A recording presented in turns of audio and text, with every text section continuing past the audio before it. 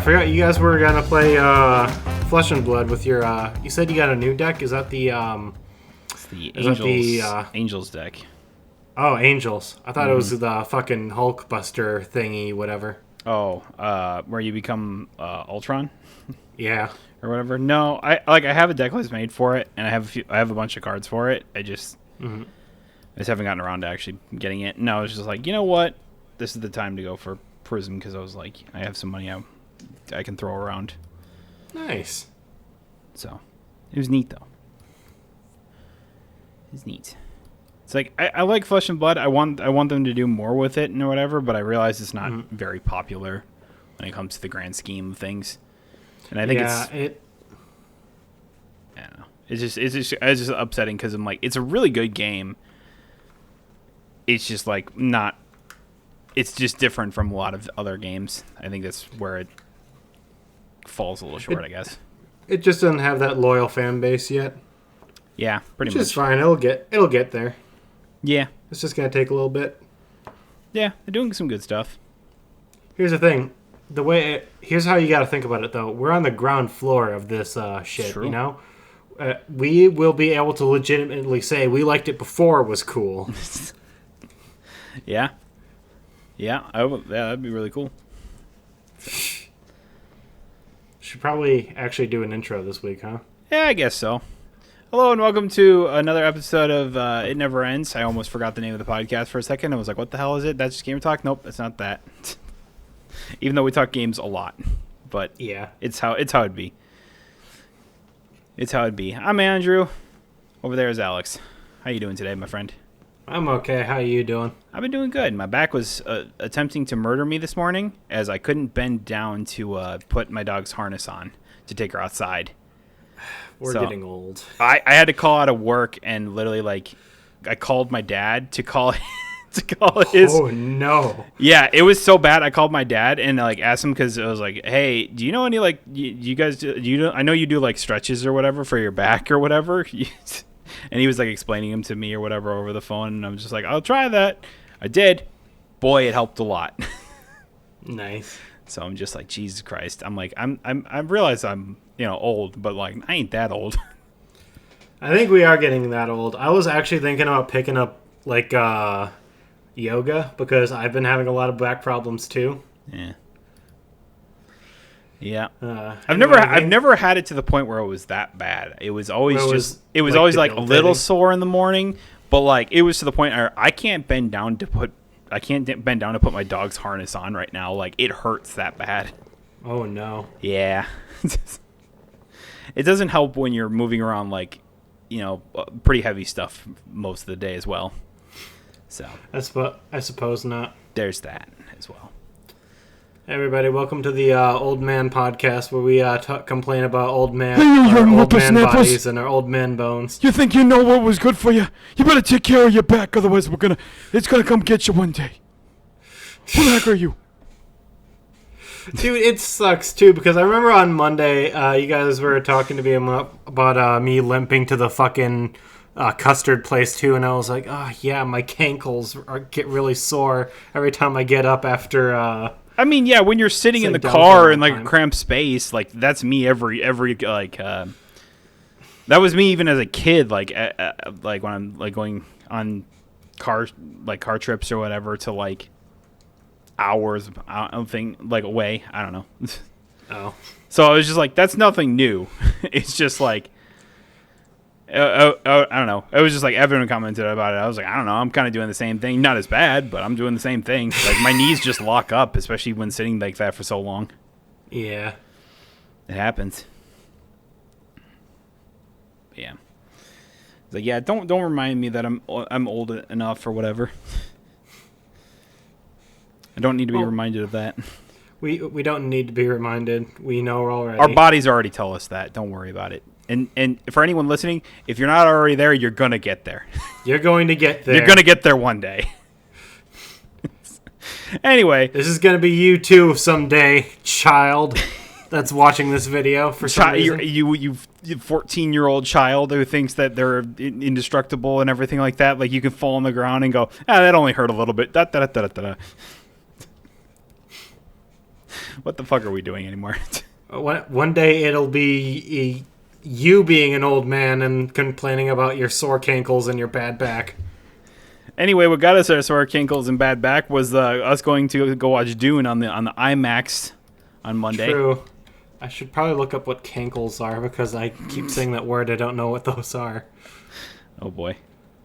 Oh no, it's not that bad. Okay. All right. Anyway, we wanted to go watch Dune Part 2 on Monday. What'd you think of it? I really liked it. Yeah, it's good. As someone who wasn't like totally sold because of the first, like it was clear like the first was the setup to this movie. It was like, oh, give you an idea of of Arrakis and like the idea of the Fremen and kind of how like the whole hierarchy, the Bene Gesserit and everything like that. Whereas this one's just like, okay, you already know all that stuff. Let's get into the actual meat of the story now. What I found weird about this movie though was it's like the first time I was watching it, I like halfway through the movie I was like, oh they really are just going to do the last 2/3 of the book all in this movie. That's what we're doing right now. And like I said, I really enjoyed it, especially the second time watching it because you're not looking for all those little nitpicks. But I was just thinking the entire time, man, they're plowing through this story at a lightning pace. Because like Evan said, in the book, it's like these are all events that take place over the course of years, where in the movie it feels like it's just being done in a couple months, basically. Yeah, it's like the mom was like still pregnant or whatever, like when the final fight happened. I guess spoilers also, we're going to just throw out a spoiler warning, even though we've already kind of talked about the movie. A spoiler to a story that came out in like the 50s. I don't know. Maybe you're like me who never read the book or anything like that and had really no concept of what Dune was. I suppose so. I don't know. But yeah, it did feel like it was kind of like moving real fast. And I thought that when the point when he was like going south or whatever to the like more place of worship or whatever, and I said, and I was like, oh, here's where they're gonna end up. He's gonna actually like take his, the what was the name they always called him, the Ascalib or whatever, Ascalib.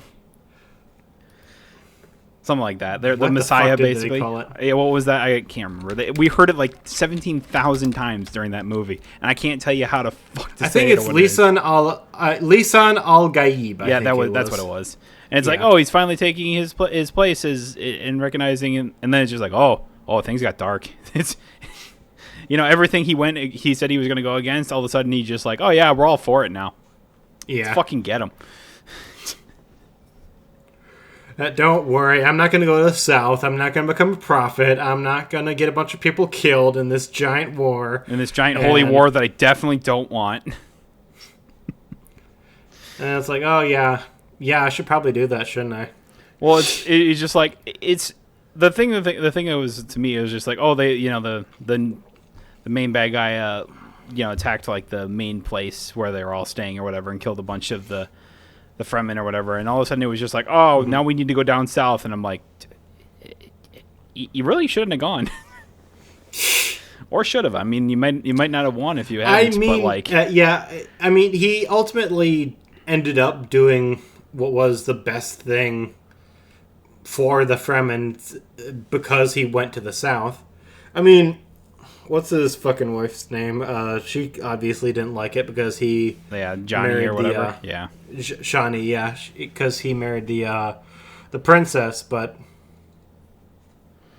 Well, I think she still have expected him, to like, because she kind of like trusted him to like, stay similar to where he is now. It's like, things are probably going to change or whatever, but like, not to the extent that they did or whatever. And then all of a sudden, the final, like the fight between who becomes the next emperor or whatever against like the one dude, one crazy guy. And then, Yeah. and then it was just like, oh yeah, no, I'll take the hand of your wife, or your hand of your wife, your hand of your daughter. I'll take the hand of your wife. Yeah, of your daughter, I'll keep it as and a then it's war just like, trophy. now I'm the emperor, and then it's like, here's all the noble families or whatever. Do you agree to it? Fuck no, we don't. Well, you're all gonna die now. It's just. I don't know why they're trying to include Messiah in this. I know I keep harping on that, but it's like, why not just do the first book? Because that's the one that everybody knows and ultimately remembers. Why are you trying to fit a second one in there? I don't know. Probably because they feel like they can, I guess. I don't know. I suppose so. Maybe they were thinking it was only going to be 2 parts, but then saw how successful the first part was and was like, oh yeah, we could go a third. Sure. Okay. Why stop at 2 and we can go 3 because everything likes a trilogy? Are they gonna keep going and try and make a fourth one after that? I don't know. Maybe. Hopefully not. Because how many? There are like 15 Dune books, aren't there? Is there? I don't know. Yeah, let's just the first one, let's just say let's just say this trilogy all works out really well. The story is all great and everything like that, and let's just try and make a 4th, 5th, 6th, 7th, 8th, 9th, 10th, and then just all of a sudden it becomes the Fast and the Furious of sci-fi or whatever. I mean, they could. There are 23 books. Christ. Only 6 of them were actually written by Frank Herbert. The others were written by his kids, I guess. Yeah. But still, that's 6 books that they have to work with. Yeah, it's true. Who knows? I guess it might depend on how well the third one does. Yeah. It'll do really well. I'm sure it will, considering how well. I liked the second one infinitely more than the first one. Mm. And it's just like, I think for exactly the reasons I say, to where it's like, it's just getting you into the world rather than actually telling you truly what the story is. It gave story plot points, but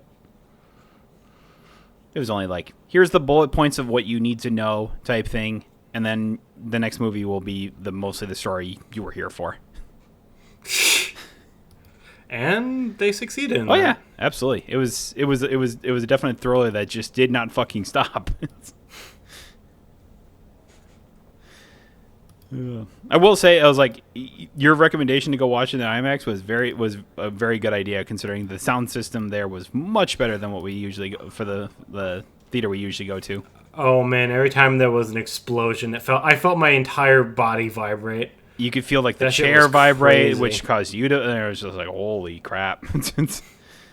Yeah, it definitely was. It definitely made it feel more intense.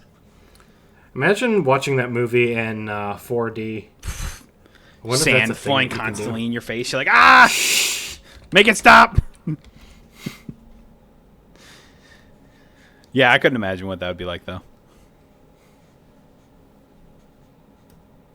I've never watched a 4D movie, but it's just it must be one of the weirdest and coolest experiences. I remember me, Evan, Billy, and I think Cole came with us too. No, it was Ariel that came. But the 4 of us went to Godzilla King of the Monsters when it was in 4DX. Mm-hmm. That it was pretty fucking cool. Every time Godzilla shook or whatever, it's your seats would just shake like crazy. Oh yeah, nice. And I think one of my favorite parts of that was every time King Ghidorah did one of his big lightning moves, a bunch of lights would start flashing all around the theater and stuff would start shaking around it. It was pretty cool. Nice. Do you think the next iteration of 4D will be we're all wearing the VR headsets while we're watching or whatever, so it's we're right in the middle of it? That would be pretty cool to watch a movie that way. I'd have to believe, because it's the whole idea of 4D is you're supposed to, it's you're actually in the movie, right? Because it effects and everything are happening around you, your seats are moving constantly. It'd be weird to watch a movie like that. It'd be pretty cool though. People do already. I know that is a feature of some VR headsets. to watch like movies, get the theater experience in them. Yeah, pretty much. It's like it's basically like So- you put on the headset and you can watch it in front of you, and then as you like swivel your head around, you'll see like different like versions of it, or not versions, but like you'll see like it's like a 360 view around you, Of like a movie theater or the actual movie? like the movie, not like the movie theater, but just movie. What movies support that? I've never heard that in my entire life. I don't know what movies support, and I think there's like like a special like I don't know if it's like hardware or if it's like software that you like it costs a lot to do, but I know it exists. All right. Unless it is like you're sitting in the movie theater, which it could be. But I thought I remember hearing something about, or maybe that was like in the works of like it would be like you're in the movie and you could like look around as the movie was happening. I mean, I think that'd be awesome. I personally never heard of that, but hell, I think that'd be pretty cool for a movie like Dune. The weird part about that would be I feel like it would affect the cinematography kind of a lot. That's why I say like it would have to kind of be designed for that movie. Yeah, like yeah, they'd have to film it in a specific way.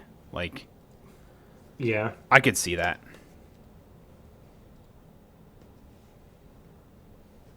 Man, Jesus, I love you, but I hate what you do to lighting whenever I try to film stuff in the summer. Dude, same. I was like, spring. now that I've got the window in my back or whatever, we just got God in two places. This makes my nose look so fucking big. I hate it so much. I'm sorry. You said you really like how you could notice a whole bunch of different things, like how Star Wars got inspiration from Dune. Yes, I was like, you can definitely tell where George Lucas got a lot of ideas for Star Wars in that, and like in the book, and then you can see it in the movie as well. Yeah. So he's just like, yeah. I mean, watching Dune Part 1 or whatever, I was just like, I had to, I wasn't exactly sure when Dune was written, and it was before Star Wars, so it makes sense that a lot of ideas from it are, that George Lucas just lifted and made his own. And it was just like the Bene Gesserit or whatever is basically just like the Night Sisters. And it's like the whole idea of the voice is basically like Jedi mind tricks, and I'm just like, yeah, I could see that. And I guess Paul was kind of like Vader or whatever in a way, because it was like, oh, he didn't want to embrace the destiny that was laid out in front of him or whatever, because he knew what would happen if he did. Type thing. Yeah, and the fact that the villain was the hero's father. Yeah, that too. And was it a father or was it? Oh yeah, it was grandfather. It was grandfather. Yeah, grandfather. Yeah. I find it interesting that she even said she didn't know until just now either. Yeah. So that was kind of interesting. I feel like she would have known that. I wonder what book that's expanded on, because I don't remember them going into that in the original novel. I don't know. Also, isn't it also in the book like the daughter that's born is the one that kills him too? Isn't that what Evan said? In the book? Yeah. I thought that's what Evan said in the car, but I can't remember. I know he said that. I don't really believe that's the case, though. I don't know. The reason I say that is because Wouldn't she only be like 4? she was still really young by the time the war happened in the book. I know it said Paul's kid died in the war, and he had to find out while he was still in the back lines. But no, I very much so. I remember, I'm not sure. Maybe it was Fade Ralpha that ends up killing the Baron, but I do not believe the daughter is in the fight at all. Let me quick look this up. Yeah, it was Paul's sister. It says like Paul's sister, Atreides, A 4-year-old Oh, born yeah. and fully aware from the Fremen Reverend Mother who reveals that she's the granddaughter just before death. Oh yeah, she poisons him. I forgot about that. Oh, Sorry, it was a while ago that I read the book. that's fair. I mean, I do say I think it's better with Paul doing it. and I do just want to say, in my defense, she was only 4 when the I mean, yeah, when it's the kind of war hard happened. to believe that a 4-year-old would be able to kill like this like big important figure like the Baron. Yeah. But I mean, I guess the idea that she's a Bene Gesserit, I guess, would make sense. That. So yeah. When do you think we're getting Dune Part 3? Because I was like, from what it sounded like, Evan was reading into that, and they said that they just started working on the script for Part 3. Then. They just started working on the scripts? Or like the script, or at least like they're maybe only about halfway through. Oh. So I was just like, oh, that might be a while before we get Part 3 then. Maybe. I'm expecting 2026, honestly. 6, maybe like early 7, depending on how far they actually are along. Yeah. So But, yeah, that's roughly when I think we're going to get Dune Part 2. You think we're going to get Dune Part 3 or Avatar Part 3 first? it's a good question. Knowing how Disney works, they're gonna want Avatar Part 3 to come out then.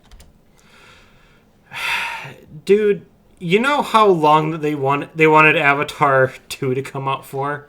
Oh, I know. The first movie came out in 2009. They wanted The Way of the Water to come out a few years later. It came out in 2022. But didn't when Way of Water was like announced or whatever, they also announced like they've greenlit like the next like 3 or 4 movies after that. And, They like, were had greenlit. had like ideas for when they were going to come out. They're greenlit all the way up to Avatar 5, and according to what I'm looking at, Avatar 3 is coming out next year. Yeah. Does not have a subtitle yet. Avatar 4 is coming out in 2029, and Avatar 5, which I have to assume is going to be the last one, is coming out in 2031. I mean, I would hope so. I don't know. Unless like the story gets way better than what the last one was, I don't think it'll have many people's interest going past that. Yeah. I say that, but it still did very well while it was in theaters. It still did very well. Can I kind of play devil's advocate here for a second? Sure. I think it did really well because a lot of people were nostalgic for the not just nostalgic for the first movie, but they were like, "Oh, the last one made lots of money. It was super good, and everyone loved it." Way of the Water is just going to be as good, and yeah, hard to agree, honestly, because it's like I look back and I just go like, "Oh, when like what was it, Phantom Menace like came out back in like when was that like 2000 or was that 99 or no, that wasn't that early, was it? When did Phantom Menace come out? I think early 2000s, yeah. It was 99. Okay. Yeah, when Phantom Menace came out, it was like like people were like clamoring for Star Wars at the time, and it's like everyone went out of that movie thinking it was the best thing ever, and then everyone decided, I was like, it wasn't actually that great. I mean, to be fair, I personally don't hate Phantom Menace or the entire like prequel trilogy as much as it seems like most people do. Yeah, I don't either. I look back and I go, it's still a fun film. Or whatever. It's like, yeah, is everything perfect? No. Is it gonna be? No. Dude, pod racing on the N64 was fucking fire, and nobody's gonna argue with me on that. Good. But yeah, I think I think that's a lot of what made Way of the Water. I can't believe we're talking about Avatar on the podcast again, but why it did as well as it did. I will say that I think both the visuals and the story, and not the storytelling, the world building was super, super good. That was the best part of it.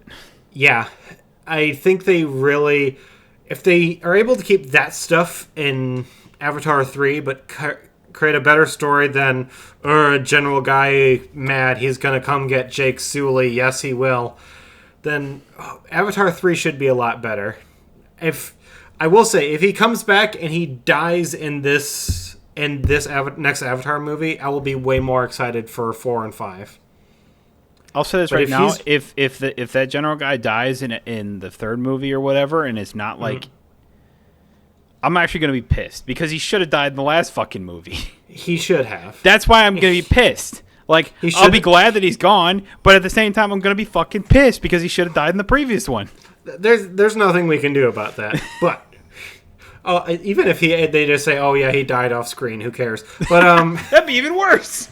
I don't care. I want him gone. I know. We all want him gone. We both want him gone. But at this point, you've trapped yourself. There's no winning here. I just don't want him to be the bad guy for like the entire series. Same. If he's still alive by Avatar 5, I'm going to be over the fucking moon. Like, you won't even believe it. Like, what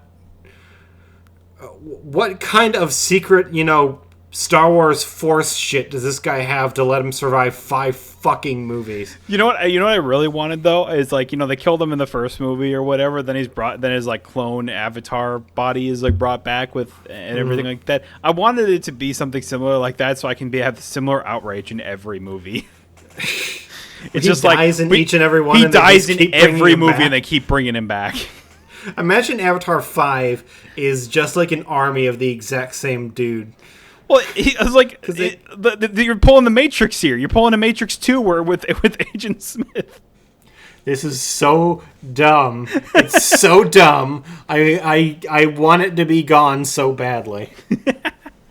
How can you have such an interesting and compelling world and then it just narrow like the villainy down to that? It's like, this guy. This is the guy that will carry the franchise to the end. He is our Darth Vader. Yeah. Oh man. Yep. It would be really funny if he's like, oh yeah, he died off screen. Yeah, here's another one of his clones. Son of a bitch. Fucking did it. That would make me even more mad because it's like they start Avatar 3 being like, oh yeah, that guy, he died again off screen. But hey, good news, we're bringing him back. We're bringing him back, baby. It'd be very funny, but also I'd be very pissed off. I would actually leave the movie theater. Yeah, I think if the next movie literally starts with like either instantly killing like the general dude or just like honest, I don't know. It's just like, just don't open it with like humans going just like blah, blah, blah, blah. We have nowhere else in all of the entirety of the galaxy when we can travel the vast quantity of the galaxy, but we're gonna settle humanity here in a place where we don't understand the wildlife, we don't understand the natives, we already have natural enemies in the natives, and we also can't breathe the fucking air. They can't breathe there. Why do they even try? I simply do not understand. Like, do you know how many Earth-like planets there are in the universe? It's like, yeah, we might not be able to breathe on them, but we can't breathe on that one. It's always like the idea that it was just like, I think that was the thing that, like, especially the first like 15 minutes of the movie when they had that, it was just like, if you can travel the vastness of the galaxy, basically, why the fuck would you ever settle for a place that you can't breathe on? Like, you need to be, when you walk outside, you have to put on a mask so you don't die because the air is toxic to you. I don't know, dude. I don't get it. That's the biggest, and it's like, oh well, maybe it's gonna be set up in Avatar 3 or whatever. They're still after the fucking like rare ass element or whatever that was worth $1 bajillion dollars back on Earth, and I go, lame. That's lame. Yeah, it is unbelievably lame. If they go into the depth with it and they're like, oh yeah, every other Earth-like planet, they're all destroyed. This is the we already only killed them all. One. That would be Oh my god, I'd be so mad. Yeah, I don't know. I don't get it. I mean, when you see, in other franchises it makes sense. Let's bring this back to Dune for a little bit. In Dune, the conflict over Arrakis, despite it being like such an inhospitable planet, makes sense because the spice is there. It's one of the most rare and valuable sources in the universe. In other sci-fi franchises, like say Hyperion, there's such a big focus on this one planet, despite this planet sucking. Because, the Shrike is there. There's the pilgrimage to the Shrike, and people can get their wishes granted. You don't really have that in Pandora. Yeah. Where the only excuse is, we have to go here because we can't go anywhere else. It's like, no, you probably can. Yeah. Yeah, there's just not a very good reasoning or whatever. And like you were saying with Dune, it's like, oh yeah, the spice is valuable. It's valuable in a lot of different ways or whatever. Mm-hmm. For everything, basically. It's just like, it makes sense as to why this is the fight here and not like some other like desert like planet. Man, we got stuck talking about Avatar again somehow. True. What other movies are like coming out that like, I know that Godzilla comes out. What is it, next week or something like that? A week, 2 weeks? I think it's the next week, yeah. And then in tomorrow, Ghostbusters comes out. Yeah, I don't know. I didn't watch the first I watched like the original Ghostbusters, but never like the reboot. Me neither. I think that one came out during COVID, didn't it? Did it? Or maybe it was just before. I don't remember. I remember it was Ghostbusters Afterlife. I always meant to because I heard it was really good. Came out in 2021. Okay, so yeah, that was probably like when everyone was starting to get back, I guess, probably. Well, no, that's not true. Maybe the vaccines were a thing by that point. Maybe? I'm not too sure. Can't remember. I don't remember it going into movie theaters, I don't think, at least. Yeah, I don't remember I think it went straight to streaming. It must have. I guess technically the sequel to Joker or whatever. Oh, good. That awesome movie that I definitely watched. Yeah. We're not getting the next Mission Impossible movie yet this year, and that makes me sad. That's coming next year. Yeah. Do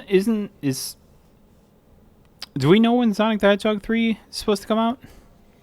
I think that's this year. It says it's slated for this year, but there's no like release date or anything. So, hey, that 2024 is still something to hang on to. Man, there's not a lot from what I can tell. Not a ton. Oh, that new Furiosa movie is coming out. Ooh, and Inside Out too. It's an animated movie about a young girl going on her period. That's interesting. It's weird because it's not the first time that Disney's put out a movie like that. They made Turning Red, which I heard was actually pretty good. I actually want to go back and watch that one. It was. I did watch it actually. It was pretty good. Nice. But what about that Twisters? Remember that Twisters like trailer we saw? I sat there going, "Is this fucking Twister right now? Like seriously?" Okay. I remember I was watching that trailer too, and Cole just went, "I love Twister," and then by the end of the trailer, he's like, "Wait, is this actually just Twister?" That's what I said. I was like, I said the same thing. I was like, "Oh, Twister! I remember that movie." And I was like, "Wait, is this really like another Twister movie?" Jesus Christ! I can't fucking believe it.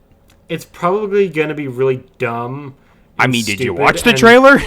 And not good. That's why I'm saying this. But to be fair, people may not like me saying this. The first Twister wasn't very good. Oh, it's terrible.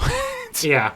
It'll be fun, though. It'll be fun to watch in a movie theater, I think. I think the moment when I said this is fucking stupid is when the guy opened the barn door and went, "Twins!" And I'm just like, oh my fucking... Ah! I think the thing that really got me is when they released all those little robots into the air, being like, "We're gonna kill a tornado. We're gonna destroy a tornado." What the fuck are you talking about? We're gonna use Iron Man technology and take down these double tornadoes. It's even though we're just like tornado chasers or whatever. I also like how in the original, the bad guys are just the people who get the corporate sponsors and everything like that, and it looks exactly the same in the next one. It's like, oh, the bad guys are the guys that get all the spotlight and publicity because they're backed by people. They're backed by like, corporate people who are like actually like, oh, you make good stuff, so we're gonna sponsor you type thing. I just think that's silly. Yeah. Ooh, the Borderlands movie is coming out this year. Oh, great. We're getting another Alien movie? What? That'll never stop, I feel like. No. Craven. Wait, BioShock apparently is supposed to come out? There's no way that's What? fucking happening. There's apparently a BioShock movie? No, I don't believe that. Director Francis Lawrence and Michael Green as the writer? What the fuck? Did like all the Hunger Games? Huh. There's a lot of movies I didn't know were coming out this year that are apparently coming out this year. I mean, I'm going to tell you right now, BioShock's probably not coming out, but I see it's slated on the list. No. And I just went, I think this is all just like rumors and hearsay. I don't think that's actually true, but it's on IMDb, so... Mufasa the Lion King is apparently coming out. We're getting another Karate Kid movie. Dude, you ready for Craven, though? No. It's fair. I'm not either. I don't know why Sony thinks they can just keep doing this. They released Venom movies and they did okay. They released Morbius twice, and it wait failed for the second both edition times. of Madam Web, baby. Madam Web did so badly that they feel compelled to release every Spider-Man movie back into theaters. I'm actually kind of excited for that. No, they're doing that. Oh, shit. Well, I'm actually kind of excited for that. But did I also see that they're doing like a 25th anniversary for Phantom Menace, going back to the Phantom Menace, I guess? Like in select theaters or something like that? I think that already happened. Fuck. Let's... I remember the theater that's by me, remember the Palace was doing that. Let me see if It says the first weekend in May. Okay, well, let me look. Oh, that hasn't happened yet. You're right. First weekend in May. Sick. Oh, yeah, because they're going to do it for May the 4th. Duh. Wicked. They're making Terrifier and Venom 3. They're making another Saw and another Transformers movie. Wait a second. Wait. An untitled Shrek reboot? What? Okay. Whatever. Who cares? Borderlands is coming out. What? If you ever look at like movies coming out on the IMDb website or whatever, it's like upcoming movies in 2024. They have some of the craziest ones or whatever. It's wild. Like if there's even a hint of rumor, it might be on here.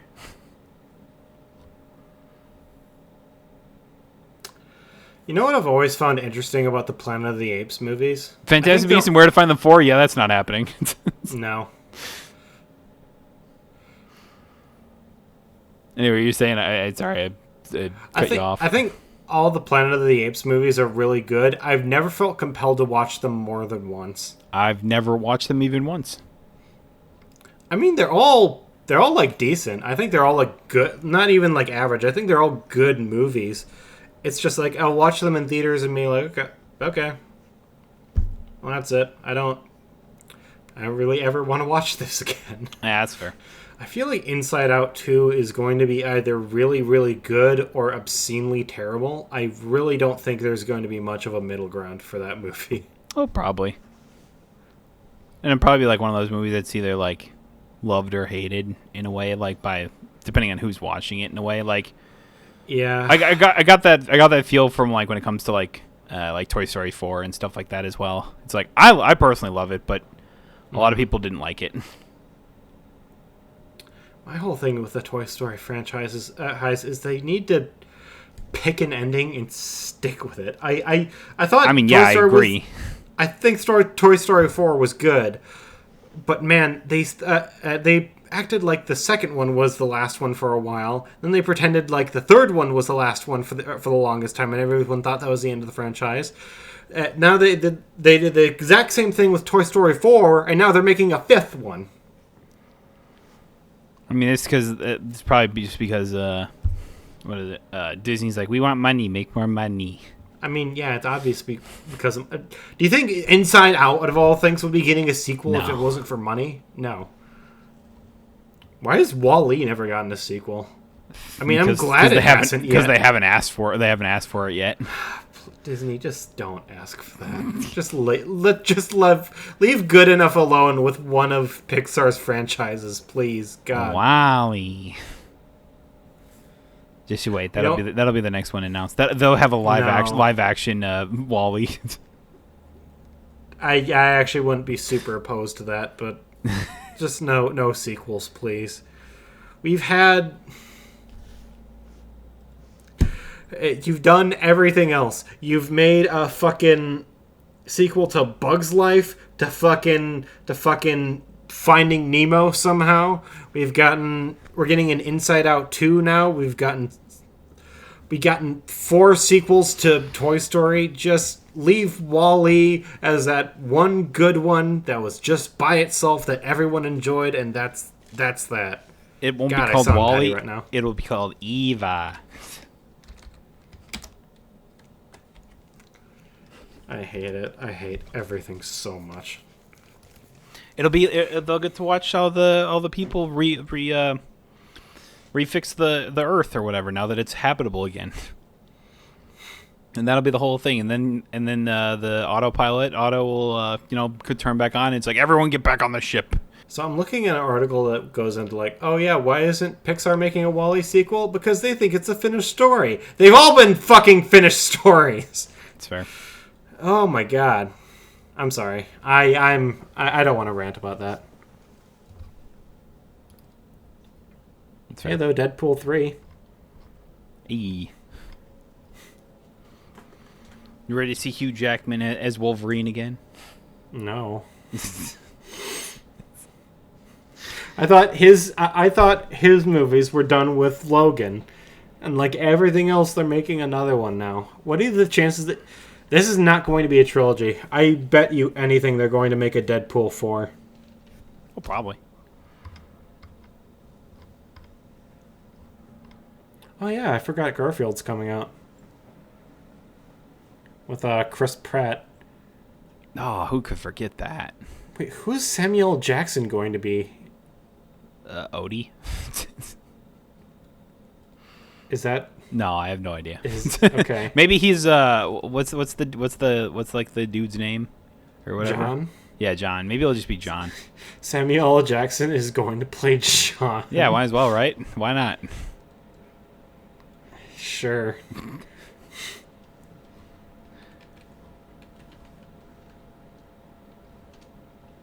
All right, let's look it up. Want to make predictions as to what the worst movie of the year is going to be?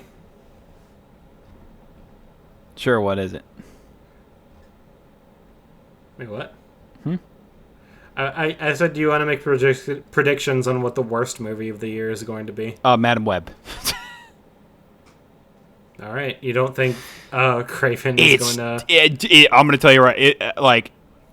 Hearing everything that I've heard about that whole thing, man, from what I can tell is that people just just say it is by far one of the worst things ever done. Clearly the director didn't care to fix things. A lot of this is all, most of it was written during the writer's strike or whatever like that. So it's probably all AI generated bullshit that doesn't make any sense. That's why nothing is cohesive or anything like that. And that's just not even me watching the film. I don't even want to even watch the damn thing. I want to, but at the same time, I don't want to sit there for 2 hours going, why did I waste my time doing this? The fact is, the villain is all ADR'd. Even the points where you can see his mouth is ADR'd, and I'm like, that's a big no-no. You don't do that. You reshoot that shit, but they didn't even bother to go fix that. So yeah, it's going to be hard to top. Even despite Craven probably being bad, probably will not be as bad as Madam Web.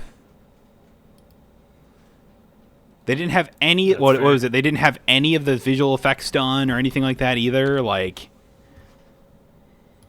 fuck, I don't know. Fuck, dude. It just sounds like a train wreck from top to bottom. That's all I know. Who the hell is Vic in the Garfield universe? Do we call it the Garfield universe? I think that's Garfield's dad. Is it? Okay. I think that's what I read. Well, that's who Samuel Jackson's voicing.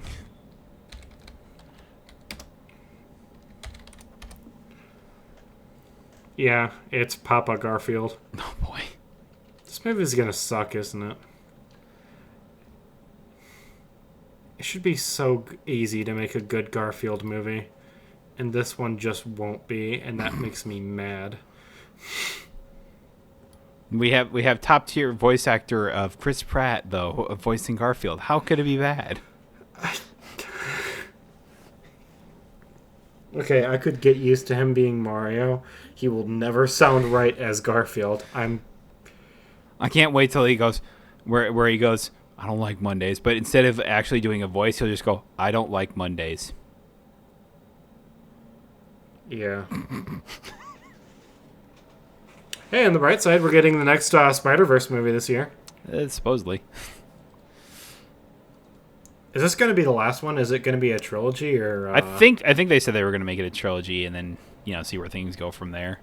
Okay. Like people theorize like this will be like the movie that leads into maybe actually having like a Spider-Verse. Well, like Miles into the Spider-Man universe or like the Marvel universe. Mm-hmm. Who knows?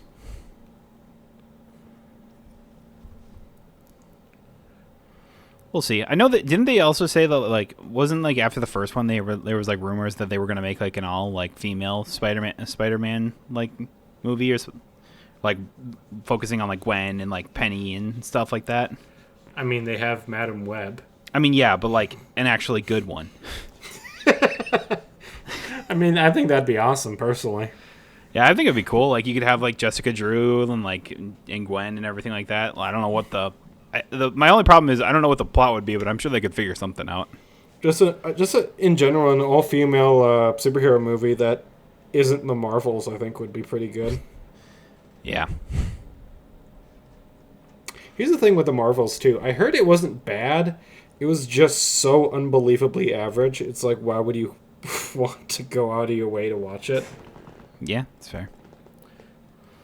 I mean, I feel like that's like every movie, every Marvel movie that's happened since like Endgame is what people always tell me. It's like, oh, it's super average. I don't care to watch it.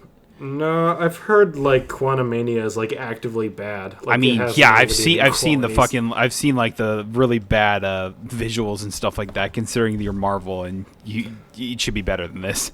I don't think we've gotten any like legitimately good ones since what was it called? No Way Home. So we got No Way Home, which was amazing. Yeah. We had Multiverse of Madness, which was amazing. It's pretty good. I really liked it. I did too. Then there was did Eternals come out after that, or was that before? Was that before or after? I don't remember. Well, it was trash. Yeah. Then Quantumania came out. It was trash, and Captain Marvel then came out, and everyone was like, "Oh, that is okay. That's what that is." I would have to watch through 2 different TV shows in order to understand that one movie, so I am not doing that. Wasn't there also like Love and Thunder came out there too, and everyone said that was like really bad Thor movie as well? Yeah.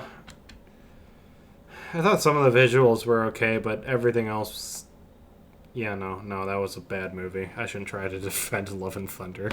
Yeah. That was the main thing is like they tried to joke about some things they probably shouldn't have joked about or whatever, or it was a lot of forced jokes. Look that at how just didn't bad land. The visuals are. Yeah. Yeah. It's like I did like the Black Panther Wakanda Forever. Oh, everyone loved that movie. Yeah. That movie I'll say that fucking one. amazing. Yeah, that one was good. I forgot about that one. I'm sorry. But yeah, Marvel's in a weird spot.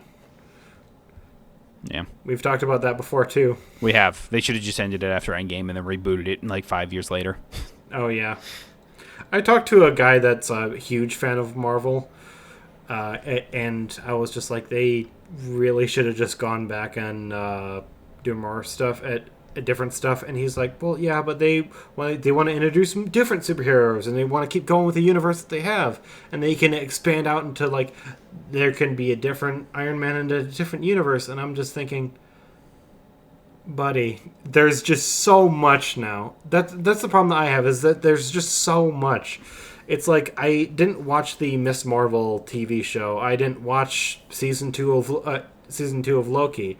I'll be honest, I'm not going to want to watch Groot when that comes out. No, me neither. I don't want to have to watch all these different TV shows and watch like 3 different movies that I didn't watch in order to catch up on whatever next Marvel movie comes out. I just don't want to do that. And I think it's showing in like box office numbers that a lot of other people do not want to do that. Yeah, I think Star Wars is falling into that as well. It's like Bad Batch is happening right now, and it's just like, if you didn't, I mean, you don't necessarily need to watch like the Clone Wars or Rebels or anything like that, but it definitely helps. It was the same thing with like Ahsoka as well. It's like, oh, watch Rebels, and you'll have like good idea of what this was. But I thought that the show did at least a fairly decent job showing off like the characters and everything like that. But you definitely benefit greatly by watching the shows. But it's getting to the point where it's like, yeah, everything kind of builds off one another. So it's like, it's hard just to like, oh, pick up Bad Batch one day and understand what's going on. Are we ever going to get like another Star Wars movie again? I mean, supposedly one's supposed to be happening either this year or early next year. Supposedly. Apparently, the Daisy Ridder is supposed to be back as Rey doing. Apparently, why? I don't know, building up the new Jedi Order or something like that. I don't know. They could have made that a television show and. Well, apparently, what was it? Apparently, Disney just showed off like the Star Wars Acolyte or whatever. Like my brother showed me the trailer the other day, and it's supposed to be like take place during like the High Republic, like the old Republic. Isn't that another TV show though? Yeah, it's another TV show that's supposed to come out in like June. And I was just like, okay. I mean, I don't really know what it's trying to do, but whatever. I mean, at least it's like a place where, as long as you know like the general concept of Star Wars or whatever, maybe just even watch like the first like original trilogy or whatever, you probably have a decent concept of like what it is. Maybe. Okay. It's not something that like builds off of and is always a part of like the Clone Wars or anything like that. Sure. I mean, I'm with you though. I don't know if I'll end up watching it or not. I mean, here's just my thought process. I think all of these things are fine. I've never watched a Star Wars TV show that I didn't think was at least like okay or decent. The problem like, and I know I've harped up on this a few times. I just got done talking about it with Marvel. I feel like there's just so much now. Yeah, like there are so many different movies. That was what I was trying to get my point to as well. Is like it's just there's no jump in point anymore, and you just got to watch it all now to have any context of shows or movies going forward. I don't know why it is like all these like different franchises just keep building on themselves like that, like one another, and it's like to the point where it's. You need to have everything to understand like what's going on. And I just go, I don't know. Like a lot of people just don't really care unless you're already a fan of that thing. And it feels more like it's just trying to be more like fan retention rather than drag in new fans. Yeah, that's a good way of putting it. Honestly, it's like, oh, let's just keep the people that are already there, and then maybe they'll get in. Other people into it at one point. I just go, I don't know if that's the best way you want to take this, but hey, Sonic the Hedgehog is still doing pretty good. Yeah, it's because you don't need to play all the games to understand what the concept of Sonic is. You don't need to play any of the Sonic games to any of the other Sonic games. You need a general concept of what Sonic looks like, and he likes chili dogs and collects rings and shit like that. That's all you need to know. He likes chili dogs, collects rings, and runs really fast. And he goes really fast. That's all you need to know about Sonic. All you need to know. Other than that, don't know a damn thing. The Sonic brand is so diluted by now, though. It's like, what the fuck? What the fuck is the timeline for Sonic the Hedgehog? It's like he's been to space. He's fucking been to a circus planet, and Sonic colors and shit. He fucking turned into a werewolf at some point and killed like what had to be like 3-4 different elder gods at this point. It's like, what is the Sonic the Hedgehog timeline? Hey, he had Excalibur and beat the Black Knight with it. Screw the Zelda timeline. I want to understand what the fuck Sonic's timeline is. I was just about to ask, which do you think would be easier to map, the Zelda timeline or the Sonic timeline? I think it would be easier for the Zelda timeline. You have reference points for Zelda. You have nothing with Sonic. It's like, oh yeah, in the last game he was a werewolf, and now he's a. He has a sword and is fighting the Black Knight. Oh yeah, now he's in ancient Egypt and he's fighting a genie. Who cares? Is this actually the Sonic the Hedgehog timeline? Oh my god! Did you really just look it up? Yes, Sonic Rivals is in here. You want me to? Do you want me to send this to you? Because I will. Go for it. All right. Oh, it's a WebBP file, you bastards. Okay.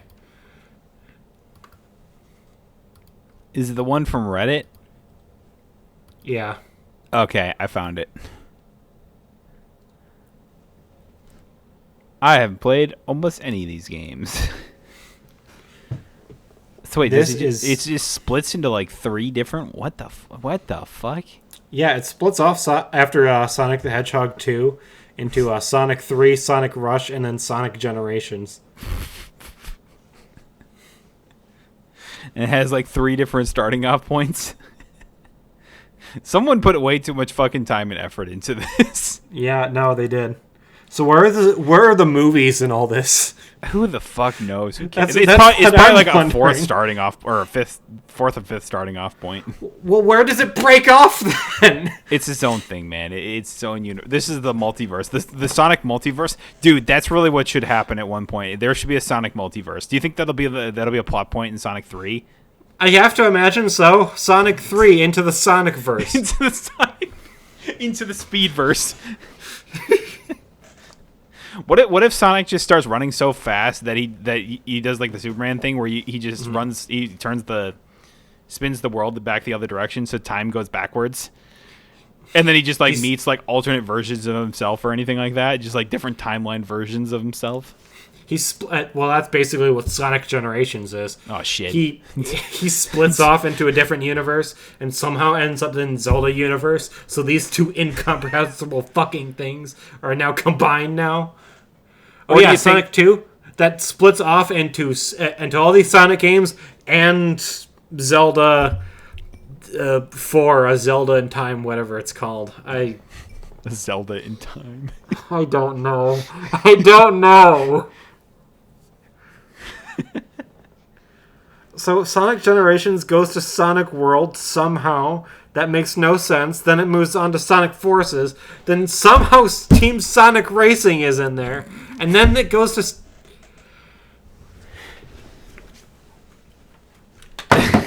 He's given up. Sonic has broke him. It's truly just... I don't even know what to say at this point. It just broke him. You doing okay over there?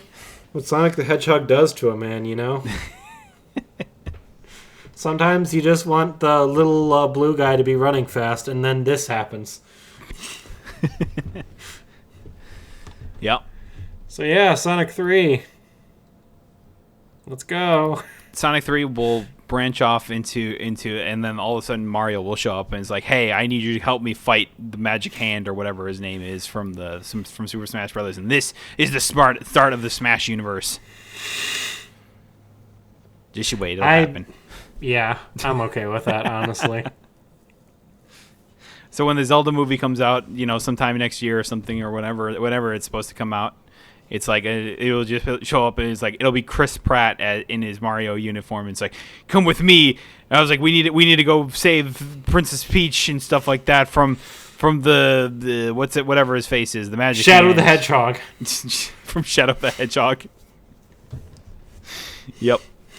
And then Sonic runs up and is like, "Oh yeah, this is happening." And somehow Samus from Metroid is also there. He's like, "Hurry up, man! 'Cause you're too slow. We gotta save the princess." He's like, "Oh wait, chili dogs." He starts flossing on us. Like, what other characters are going to be in there? To make a Metal Gear Solid movie and just Mario and Sonic the Hedgehog. Look, I'm saying we need for the Zelda movie, we need Tingle in there. We got to get some Tingle action in there. I mean, yeah, obviously, but what other characters are going to be in the Smash universe? Obviously, like Pikachu from Detective Pikachu 2. Whenever they make that, yeah, they'll make the guy the Pokemon trainer or whatever. Because then after the events of Detective Pikachu, he went back to be a trainer. Pikachu was his main or whatever. But then he said, "Fuck you," and now I have a Squirtle, a Ivysaur, and a Charizard. Yeah. Yeah. And then Sonic the Hedgehog shows up. Yeah. See, this is where you find out that Sonic was the link between all of them. Like, he can run so fast that it opens a portal to the other dimensions or whatever, and that's how Mario recruits them. The only reason I would be upset is because that would be ripping off the Flash, and I feel like Sonic is above that. Who cares? Sonic's way better than the Flash. Yeah. Who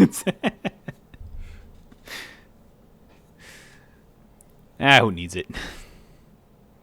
Let's see, who else? They'll just Sora will just appear out of nowhere. It's like, Sora, we need your help. And it's like, but I'm busy defeating Xehanort and claiming Kingdom Hearts.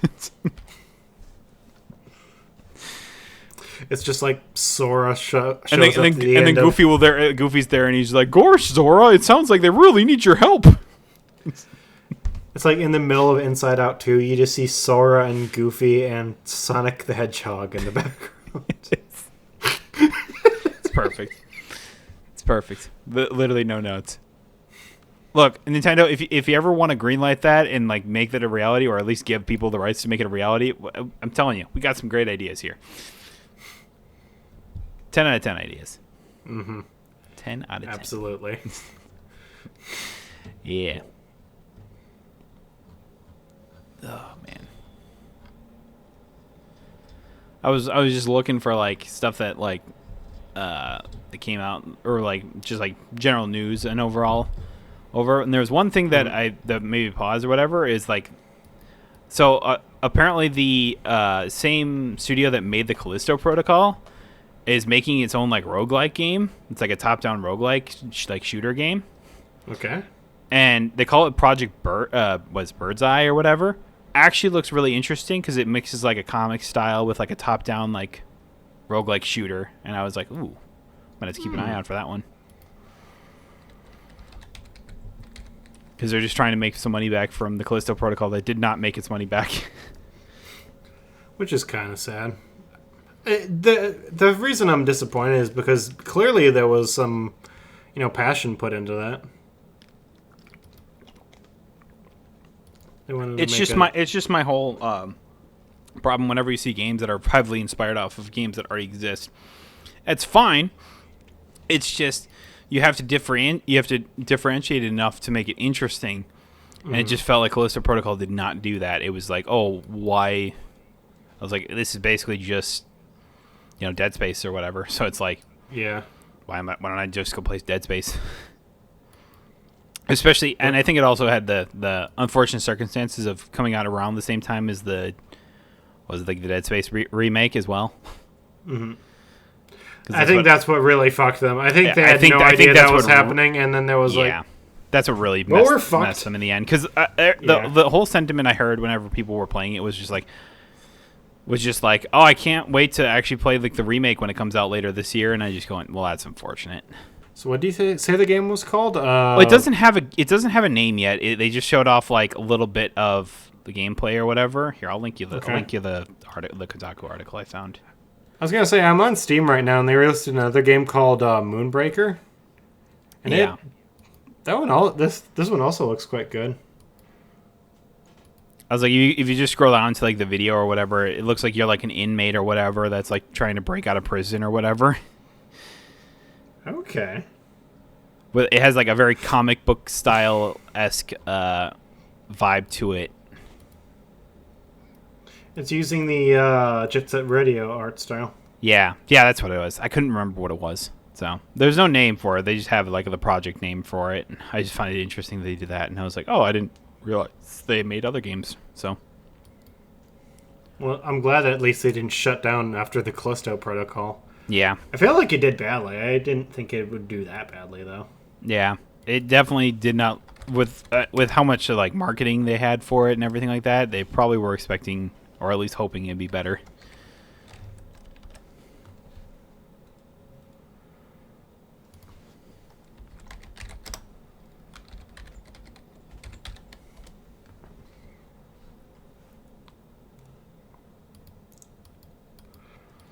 That kind of goes back to the whole like all or nothing some devs and publishers have with video games, though, that we discussed last week too, though. Yeah, it's just like, you have this big studio or whatever. Let's have them do other things than just make big ass games. It's like, let's just make these smaller ones as well. So it's like maybe you could do some more stuff than like that.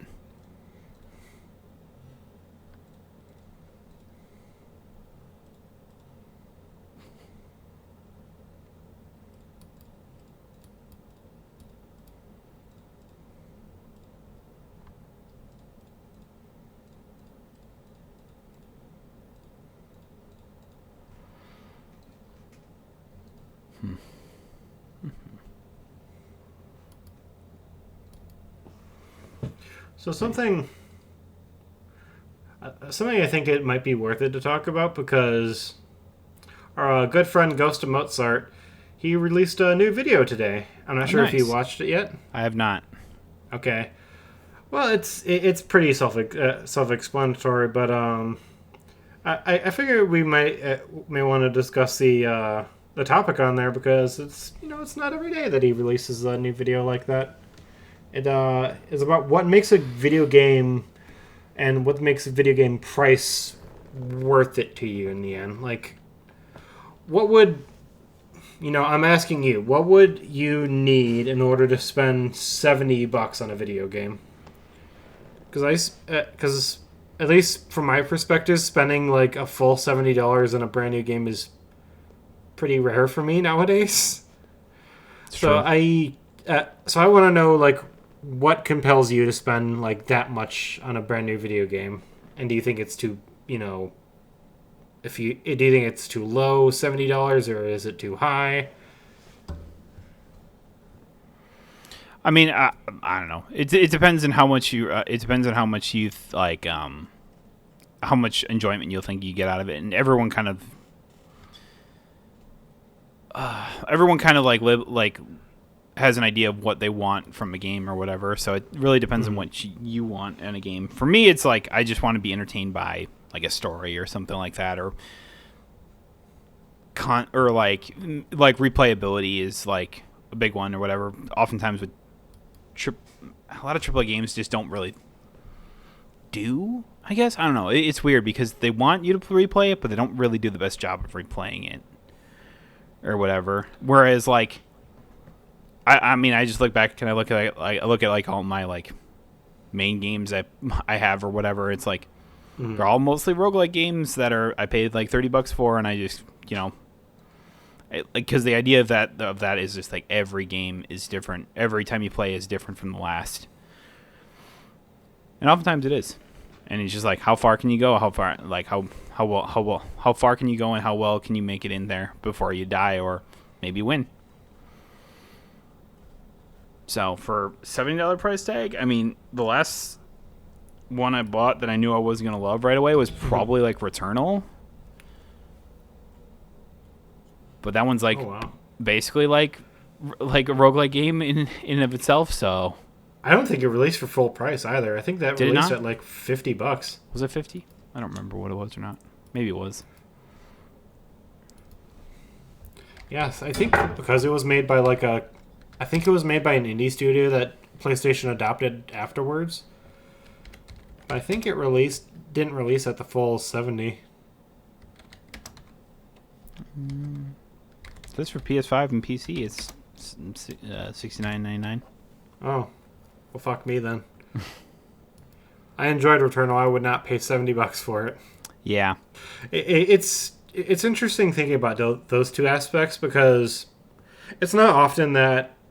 Obviously, there are some exceptions, but it's not so often that something like a roguelike or something that has a ton of replayability and like a good story really go hand in hand. And it feels kind of weird to say that, but like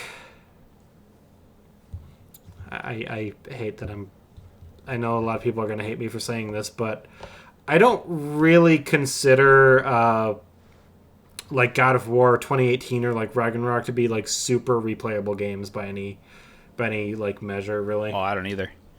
I could see myself maybe going back to something like Spider-Man or the Miles Morales game that they put out. Cannot say the same thing about God of War. As soon as I was done with those games, I was like, okay, that's done. I really feel no pressure to go back and play these It's like again. I know with like Ragnarok or whatever, they had like an update that added like roguelike, like a roguelike mode or whatever. Like there was an area that was like, oh, the whole thing is that basically. So it was like, I guess that was like their attempt to make it more replayable. I guess so. It really didn't get me though. But the thing is with that though is that there is a definitive end to that too, because it's like once you get through there is a story in those roguelike elements, but once you get to the end of the end of that roguelike, it's like that's it. You can go back and do another run, but it's like what's really the point? And with a game like, say, like Hades or like all these other good roguelike games, they differentiate themselves with like all these different like builds that you can do and all these different ways that you can put your character together, so everyone feels different. Where, from what I hear in God of War, in the God of War roguelike, it's just God of War Ragnarok in a roguelike setting. I don't know. Maybe I'm wrong, but no, I don't think you're necessarily wrong on that one. It's just like, oh, the idea of trying out different builds or whatever, rather than it being necessarily like a roguelike or anything like that. I think it's partially why like a game like Hades gets like as much praise as it does, because it absolutely deserves it. Where it's one of those games that incorporates the roguelike styling gameplay into like a great story overall, like concerning like the gods and everything like that, and great voice acting and music, and like everything about Hades is awesome. So looking forward to Hades too. Mm-hmm. But that's also not a $70 game. I think that was like $30, maybe $40. I don't know. No, Hades like I think it's only like $30. I think it's like $30. Yeah, I don't think it. Well, it's 12 right now, but yeah, there's a sale. It was 25. It wasn't even 30. Not even, yeah. Fuck, dude. Man, Supergiant, I love you because you make such good games and you do not price them appropriately. You do not break the bank, but Jesus Christ, I would definitely pay like $50. I'd pay double that for for Hades. Oh yeah, 100% easily. So good. I always find it funny because I was following somebody that when Hades was announced for early access, like on Epic or whatever, when they were like first launching their like storefront or whatever, like Hades is one of their first games, one of their main games on there or whatever. They showed it off during I think it was a Game Awards one time or whatever. It was like super early access to the game. Like the game was maybe a quarter of the way done from what it was. Like there was only 2 weapons available. You couldn't even go past the second area. Like the game would just be over. Like the run would just instantly end and you'd respawn at the pool of blood or whatever. Nice. And it was just like, and I remember playing this and I'm going to absolutely love this game. I'm not going to overplay it to the point where I'm going to be sick of it by the time it actually fully releases. And so I did that, but I was like, I always find it funny. I was like, I've owned the game since like, I don't know when was that? 2018 probably when they first showed that off. Yeah. And it's like back when a lot of people didn't know about it. So it was cool before anyone else even knew about it. It's like I feel like a lot of games, especially like recently, have really tried to capture what Hades did well, where it's incorporating story with gameplay, and to ranging degrees. I feel like for some. I feel like a lot of studios are also trying to do Diablo now too. Have you been noticing that? There was one that came out recently, that kind of like indie Diablo, and I think isn't V Rising also a Diablo clone? I mean, V Rising came out before even Diablo 4 did. Oh. That and V Rising is I put that more of like a more like an MMORPG than I do like the looters. Yeah. It's a weird mix because it does do like the loot style like kind of like Diablo does, but also at the same time does a lot of stuff that's very reminiscent of like WoW or something like that, like an MMO type thing. That's interesting, actually. Yeah. Have you played it? Is it any good? I mean, I know I bought it a while back because I like I want to support the devs because they're the same people that made Battleright back in the and I was like, and I loved Battleright, and it had like the same fighting style or whatever, but I just couldn't get into it. That's too bad. Yeah. I mean, it looks like it's doing fairly well. Like from, I mean, it's got its fan base, and I'm like, well, that's good. Yeah, it's hard to say like, oh, wanting to spend $70 for a game, considering that almost every one of these games that come out for AAA come out broken as hell. Let's just take a look at the example of the latest Battlefront 2 Classic. Oh boy, what a fucking train wreck that was. There was what, and only still like is. 60, the 2 servers with a max like 68 players on them. What the fuck were you thinking, dude? How do you even fuck up that badly? Like that bad? You didn't even think you were going to get 100 players in total on release day for a game as big as Battlefront, and for a franchise that people are as nostalgic for as Battlefront. It was Battlefront Classic too. Like I'm just like, man. I simply do not understand.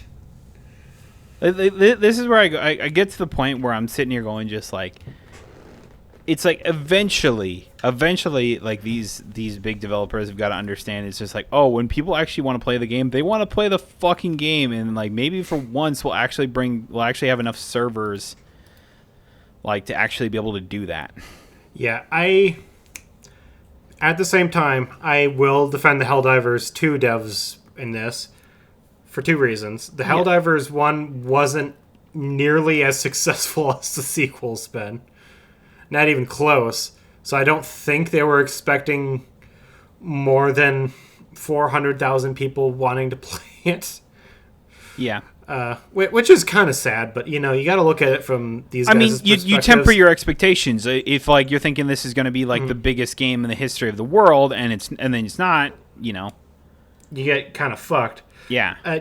Helldivers 2 was made by an indie group. People need to remember it's not a Sony first party studio game. It's a indie group that had some funding from Sony that thought, oh, it's Helldivers 1 did pretty good, so Helldivers 2 will probably do pretty good. I don't think anyone really predicted how good it was going to do. So I think they were kind of caught off guard by that. When it's like a big AAA studio, you don't have any fucking excuses. There's no it's excuse. Like that should be up and running. You should know. You should have a good understanding of like how many people are going to have. Like here's the thing. You also have preset. You have like pre-order numbers as well. It's like that should tell you right there how many people want it or whatever. And I'm not saying like, oh, there was pre-orders for Classic or whatever, but I'm sitting here going just like, you should know that you want more than 2 fucking servers of people to be able to play the fucking game. Also have your hitboxes work, have anything work in the goddamn game. The mere fact that it's a Star Wars video game should have communicated to you that you need more than 2 servers. Yeah. It's dumb. Imagine if they released like Halo the Master Chief Collection and they only had 2 servers with 68 people on them. Imagine launching like Halo what a Infinite. Fucking tragedy, though. Imagine launching Halo Infinite and saying, "Oh yeah, we don't think people are like Halo all that much anymore. So we're only gonna have 2 servers worth of people." What? Seriously? No. No. I can't tell if it's just incompetence or a complete lack in confidence in your own game. I think it's just incompetence, and nobody gave a fuck until people got outraged and are now review bombing the game, as they should. Well, now you're fucked. Yeah. Well, now you're fucked. Any chance you had to build a community from there is just gone.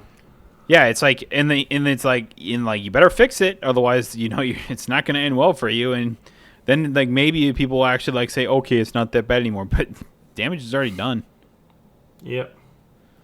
So, well, yeah, getting back to the point of what I was trying to say, though, as well, is just, like, that's just, like, what happens when you buy, like, $70 price tags like this. It's just, like, you don't know whether or not you're even going to be able to play it day one when it comes out, because it's just, like, it could be broken as all hell or whatever, and it's just silly. It's like, I oftentimes wonder why people, like, wait for, sales and stuff like that. It's like, that's why. Especially now in this day and age, especially with a lot of these AAA games where they just go on sale so quickly. Like, I wonder, how much would it cost for me to go out and buy a new copy of the Suicide Squad right now?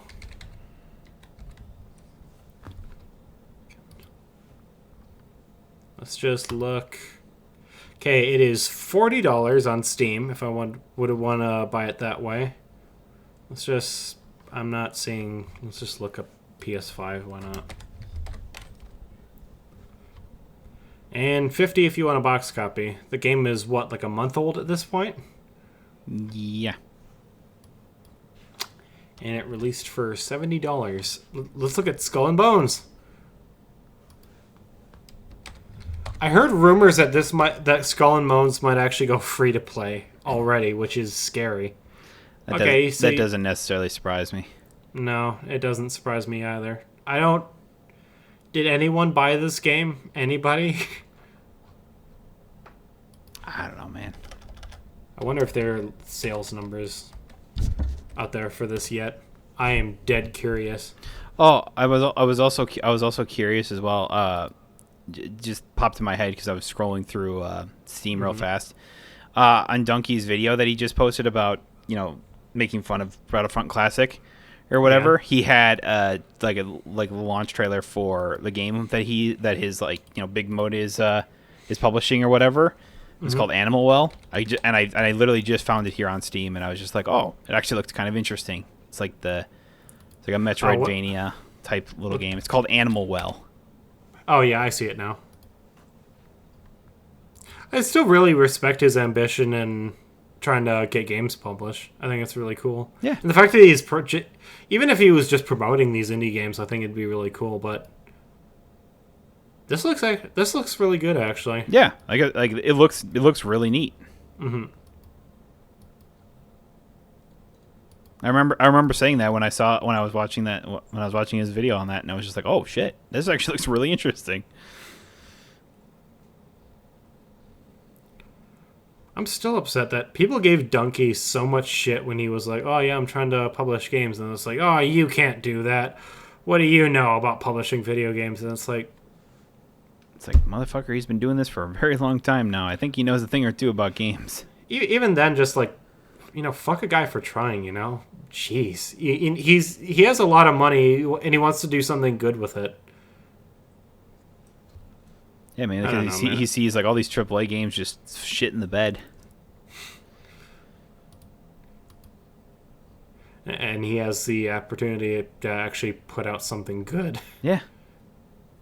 What's wrong with that? I know I ask you this every week, but it's because I want it to come out every week. Do you think we'll actually get Hollow Knight Silksong this year? I'm praying. I really do. Like, I really, really, legitimately really want to see that game come out. Like, and I want it to be so good. Because I know it will be. But I just like, man.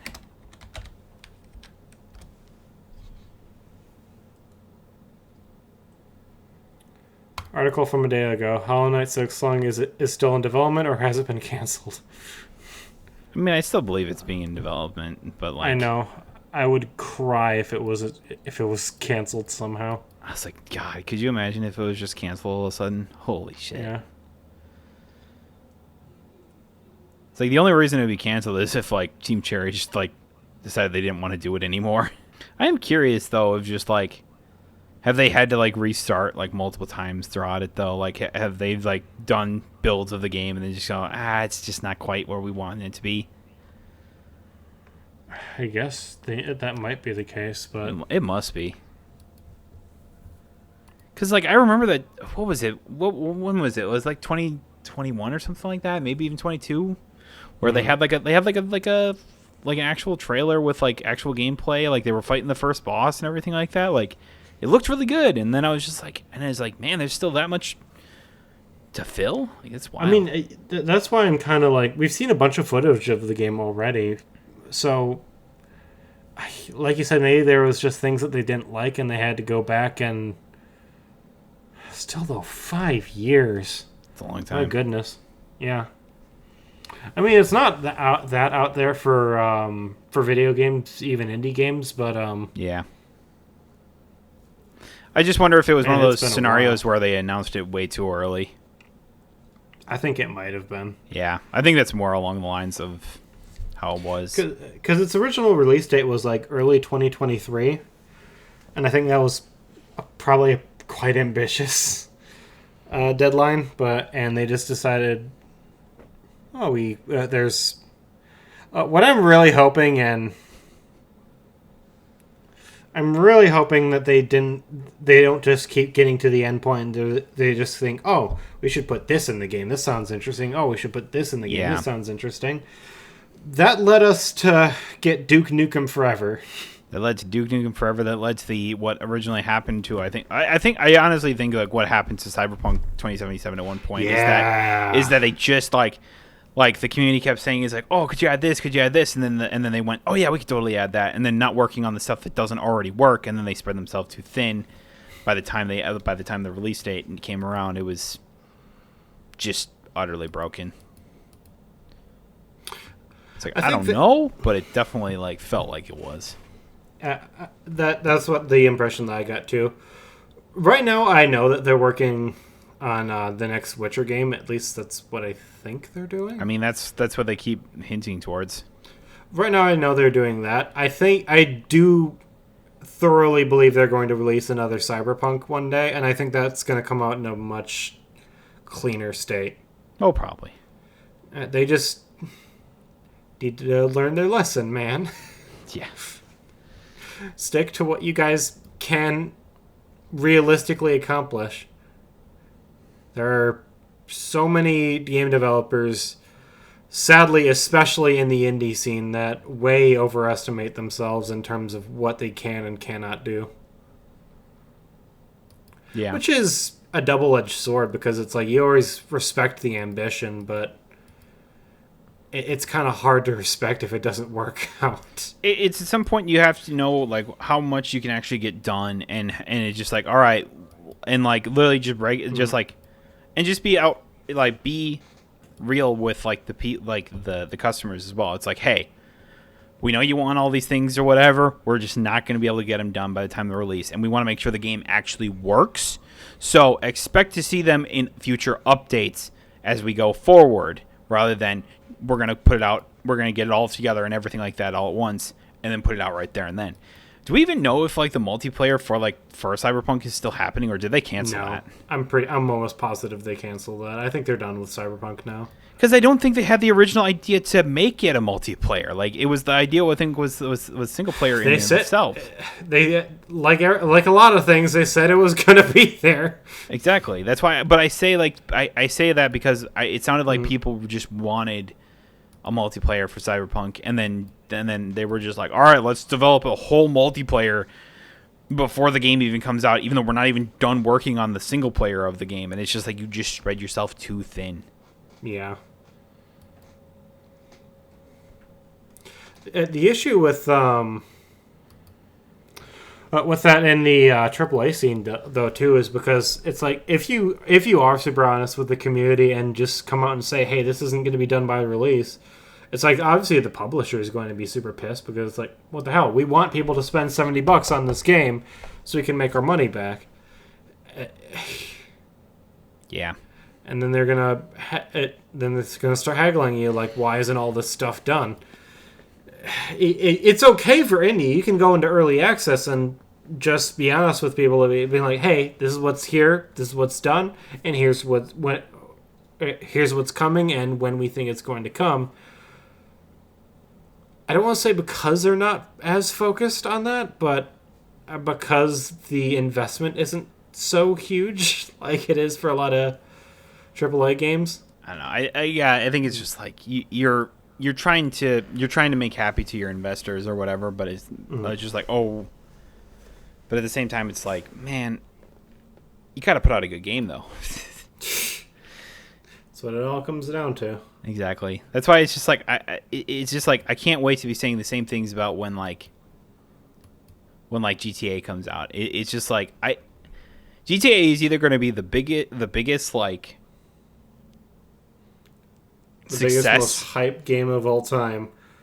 It's either going to be the biggest, hypest, most successful game that's ever launched in recent times, or it's going to just have like the super rough launch, and then it will take like nearly a year to finish it. And the thing is, as well, is they're probably going to price it at $100, like the base price. Knowing Rockstar and knowing how they feel about it, how games should be produced and everything like that, how their CEO and everything like that has talked about how they feel like they think should be priced. They will price it at $100. I almost 100% will agree to that it will happen. And a bunch of people are still going to pay for it. Exactly. And then and then a bunch of other people will do that. EA will look at that. Ubisoft will look at that. The fucking Microsoft will. The whole once one person does it, everyone will do it. I hate that so much. I can see the writing on the wall now. I can see it, and it's gonna piss me off when it happens. And already, where I said $70 is too much for a lot of these games, there's no fucking way I'm paying for $100 for something that is probably just gonna be broken on launch anyway. Yeah, no, I 100% agree. I will hold it. I will hold against Rockstar for the rest of my life if they fuck the games industry like this. I sincerely wonder. Like $10 is not that bad. Is not that bad compared to like when it was already based at 60. Like yeah, it's more for a lot of people. I feel like they just like it better be worth the extra $10 or whatever. Like this is an extra 30. Now we're in triple digits. We're talking about here, and like just the idea, and it's like, here's the thing: they're always going to price it at $99.99 or whatever, because the seeing 4 numbers as opposed to 5 numbers always looks better. If you take this is like if you take simple business in like high school or college or whatever, it's like it's amazing how easily that tricks our brain into thinking that it's not that bad of a price, like just having one less digit or anything like that, or not seeing the zeros or whatever. That's why you always see prices at $49.99, $69.99. Or whatever. It's just it's so freaking weird to me. I don't understand it, but it is. And it's always just like they're gonna it's just gonna be like the standard or whatever, and it's gonna be so annoying. And then everyone will do it, and it will have a huge impact on whether or not people do it, and it will either not really affect the AAA market or affect it drastically. Like, and personally, I was like, depending on the game, I think it'll influence it drastically. Yeah, that's what I'm afraid of too. And probably not. Like I would almost bet you that a lot of like AAA games might actually see a significant decline in like sales.